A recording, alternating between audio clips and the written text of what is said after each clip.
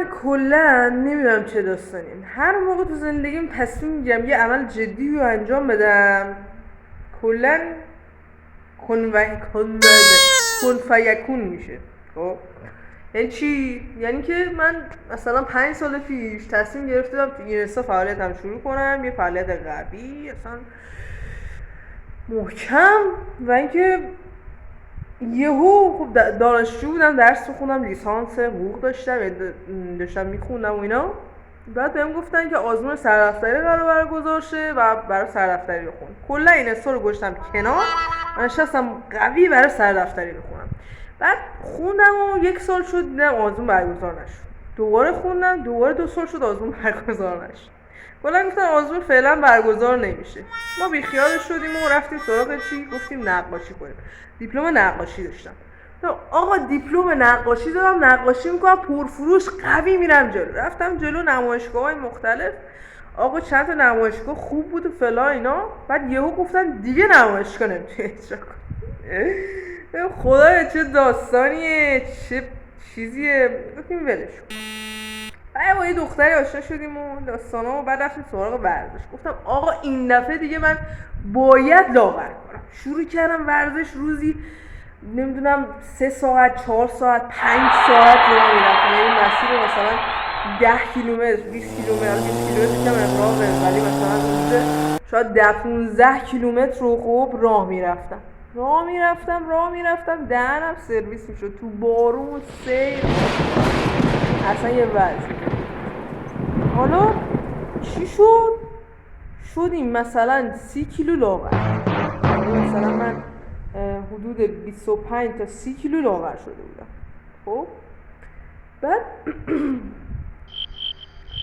گفتیم که آقا ما دیگه لاغر میشیم، برنامه بذارم تا 6 ماه دیگه این لاغریه رو ادامه بدم. اصلا موفقیت و این داستانا باید من موفق شم دیگه، باید لاغر شم، بعد برم دنبال داستانای دیگه. قوی شروع کردیم 30 کیلو لاغر. اولین روز عید یهو یه چیزی رو بلند کردیم، تیق زانومون افتادیم پایین. آی پدرم در اومد، سیارت درد، درم سرویس شده. پام چی شد؟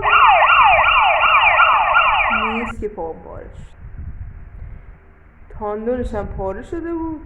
این دست سطلی داره وسط اونم پاره شد. یعنی 3 تا چیز تو زانوم پاره شد. گفتم آقا من که عمل بکن نیستم، نه باید فلان. رفتم دکتر اول گفت هیچی نداره، همه چی جر رفته. گفت همه چی خراب و جر رفته و پاره شده و این داستانا با عمل. رفتم دکتر دوم حالا شاید بگه نه مثلا اینا. دکتر دوم گفت بابا هیچی نداری که، بابا تاندونت پاره شده و داغون و فلان اینا، امرا گرفته بودم. خب دست سطلی داغون اصلا هیچی نداری که با هم پیوند بزنی و اینا. اینم چی شد؟ اینم دکتر سوم رفتیم. دکتر سوم چی گفت؟ دکتر سوم گفتش که آقا این اگر قابل مثلا چی بود اوکیش میکردیم، ولی این دیگه باید بازش کنیم، از ساق پات پیوند بزنیم به زانو. یعنی یه چیزی از ساق پای من پیوند زدم به زانو که توی عکسه اینجا میبینیم. بعد چی شد؟ گفتیم عمل کنیم دیگه. رفتیم بیمارستان و خوشمون ما چیزی نمیخواد بشه که منم بچه پررو چی میخواد مثلا بشه؟ من که بچه پرروی عالمم، چی میخواد بشه مثلا؟ رفتیم اونجا خوشمون لبخند شادی فلا اینا. رفتیم داخل عملو کردیم اومدیم بیرون. من خب قرار بود بهم بی اس سی بزنن ولی نشد دیگه، بهم بیوشی زدن. یکم توپولی بودم نتونستم با بیهوشی منو از اینا کنن، بی‌حسی منو عمل کنم، گفتم بیهوشی بزنیم. بیهوشی زدن. حالا من این حالت خسته بیهوش از اتاق عمل اومدم بیرون. داداش جان از منو صدا کرد و بعد تو من این حالت خسته و بیهوش این حالتی انقدر فضولم اومد هر کی رد میشه دیگه اصلا جون نداشتم بلند شم، ولی واسه فضولی هم که شده سرم بلند میکنم این و من نگاه میکنم دیدم چه خبره. خلاصش این که عمل کردیم و اومدیم بیرون. حالا دیدیم مثلا عوارض بیهوشی دارن بعضی و این داستان ها. عوارض بیهوشی چجوری؟ خیلی مثلا سردرد میگیرن، خیلی حالت تهوع میگیرن، خیلی نمیدونم مثلا کمردرد میگیرن داستان. پای من همون پایی که چی شده بود عمل کرده بودم شروع کرد به ویبره رفتن، اصلا یه وضعی درد داشتم پاره میشدم. قشنگ ببین این جمله رو پاره میشدم. و خلاصش این که هیچ دیگه با این درد منو کشوندم میگفتم خدایا این درده منو میخواد چیکار کنه. حالا هنوز عوارض بیهوشیه بود، یعنی اونقدر درده هنوز آنچنان شروع نشده بود. خلاصش شب شد و امان از شب سوند بس کرده بودم ما رو. منم دستشویی مدفوع نمی‌کردم یه وقت چیز نشه، یه وقت داستان نشه بخوام منو لگن بگیرن. داستان از این داستان خیلی بدم میومد. یعنی اون 3 روزی که من تو بیمارستان بودم 3 روز تمام مدفوع نکردم که منو لگن نگیرن در این حد. بعد خلاصش که هیچی دیگه، یه سوندی ما بس کرده بودن. این سونده رو بنده خدا کسی که نبود، من خالم بود و مادرم.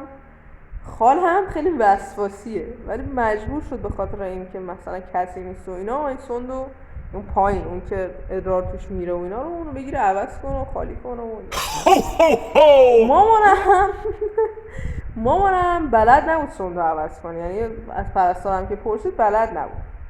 میگه چی؟ میگه اینطوری و پرستار میگه میگه اینطوری شما خودتون باید عوض کنید، ما وظیفه نداریم عوض کنیم و این داستانا. مامانم میگه که من آشپزخونه هم که برم آشپزخونه آتیش میزنم، یعنی حواستون باشه. خلاصش این که مامانم هشدارا رو بهشون داد. اونا گفتن نه تو باید انجام بدی فلان. مامانم میاد چیکار میکنه؟ 2 تا شیر داره، یه شیر بازو بسته شدن و این داستانا داره. شیرا رو باز میکنه، این ادرار خالی میشه اما یادش میره شیره رو ببنده. چشمتون روز بعد روینه. فرداش بلند شدیم دیدیم این ور اتاق تا اون ور اتاق شاش منه. یعنی کل اتاق و شاش برداشته بود.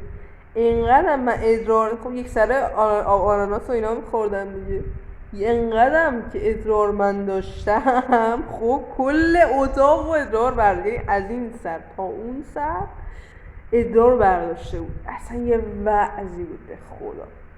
خلاصه یه تی آورد زنه، بعد اومدم اونجا رو تی کشیدن و ادرار ما رو مثلا تمیز کردن. خب این تی کل بیمارستان کشید، یعنی کل بیمارستان شده بود شاش من. چه داستانی بود به قرآن. هیچی دیگه. حالا ما از اونجا اومدیم خونه و فلا اینا.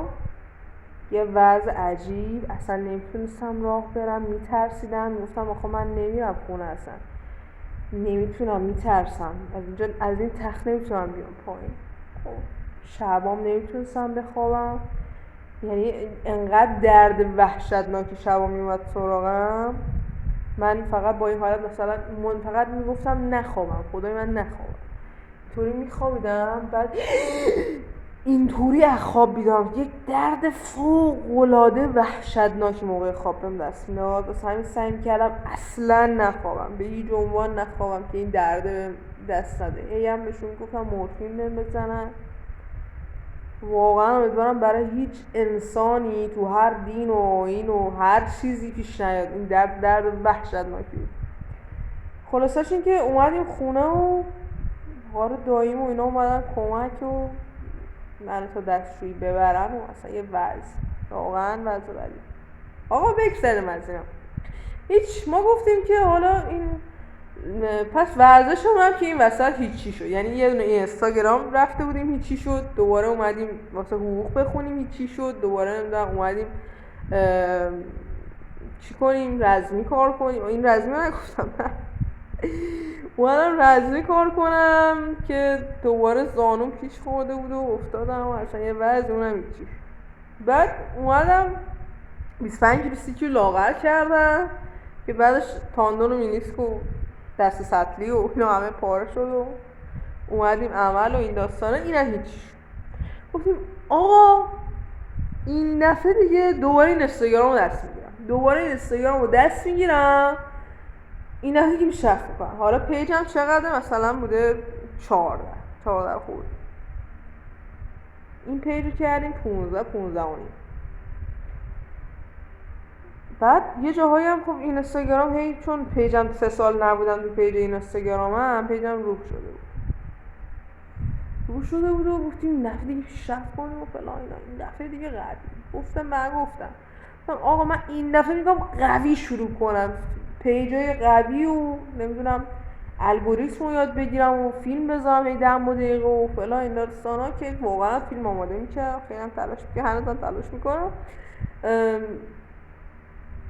و یه دفعه یه نفر به پیام داشت که ریپورت. گفتم چرا؟